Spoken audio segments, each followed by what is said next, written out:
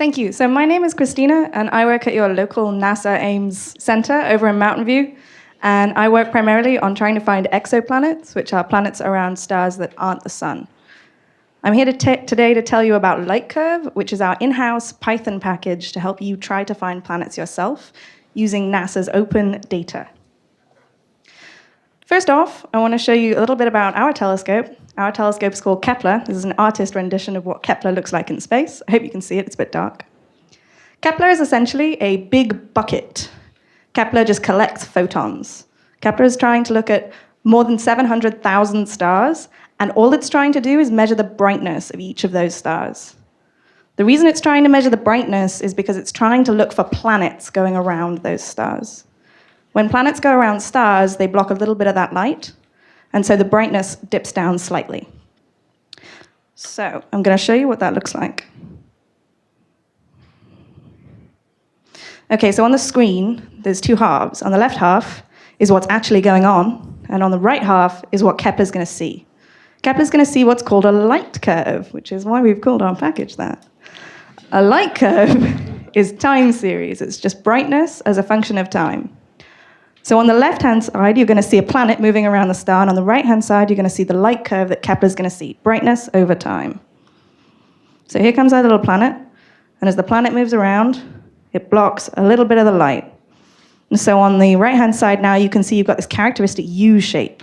That U shape is from the planet blocking a bit of that light. Now, as the planet continues to go around, it's going to come back again and again, and you're going to see these U shapes come back and come back. And so what we're looking for when we're trying to find planets is we're looking for brightness, where you see dips in brightness that come back again and again at a specific time. Okay? That's what we're looking for. Oh, we don't see it twice. All right. So Lightkurve is our in-house package to help you do this. It's a way to help you go from raw NASA data to actual discoveries of actual planets. It's a Python package. You can install it with Conda. You can install it with pip. You can get our development version on GitHub. You can also tell us what you think on GitHub. Okay, now I'm going to pretend like I'm live coding. I'm definitely not.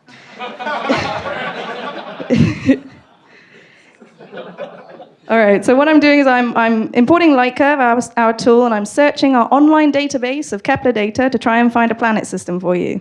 I'm cheating. I'm using a planet system where I know there's planets. There you go, I've downloaded it. And now what I'm going to do is I'm going to do plot.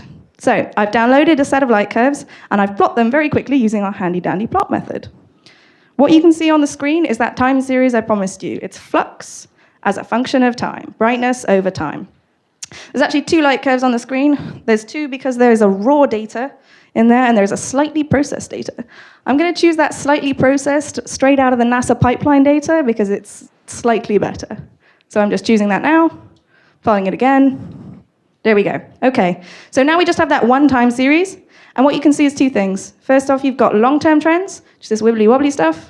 That's just star spots. That's stars rotating, doing their normal starry business. What you really want to see is that dip, all of those sharp features. That's a planet. That's a planet coming around again and again on a certain time, and it's coming in and it's blocking that light. It's causing that characteristic U shape.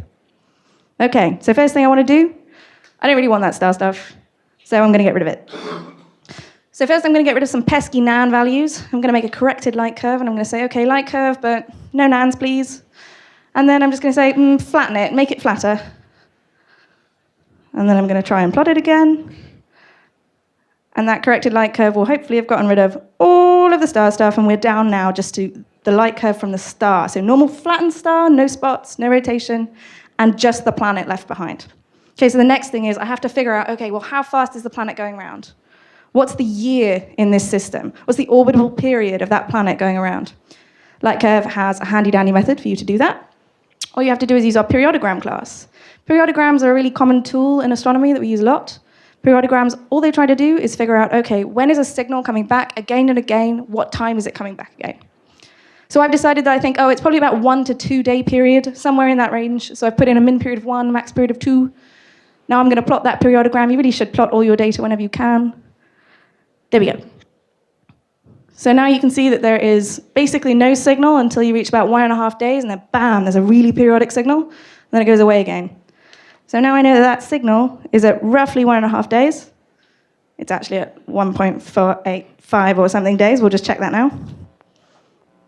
Okay, so it's 1.485 days. The next thing I want to do is I want to fold this data on that particular period. The reason I want to fold it is because normal planets are kind of small. I've picked a planet that's really big, but normal planets are quite small and they're really in the noise. If you fold them and stack all the planets on top, all the planet transits on top of each other, you get a much better signal. You can use Lightkurve's fold method to do that. It's all built in. So I'm going to create a new folded Lightkurve, and I'm going to fold on exactly that period, and I'm going to take those transits and I'm going to stack them one on top of each other. And that should reveal that characteristic U-shape where we've got a planet moving around that star. Here we go, folded Lightkurve, plot.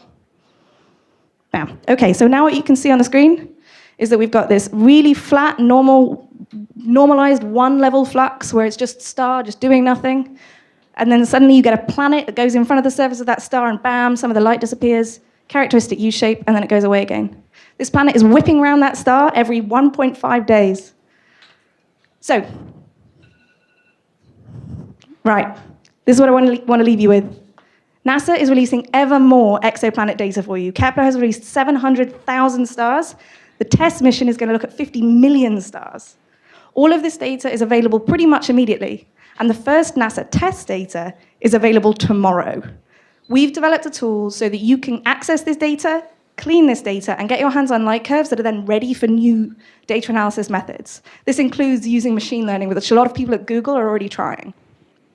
There are hands-on tutorials available for you online at docs.lightkurve.org, and come find me if you have any questions.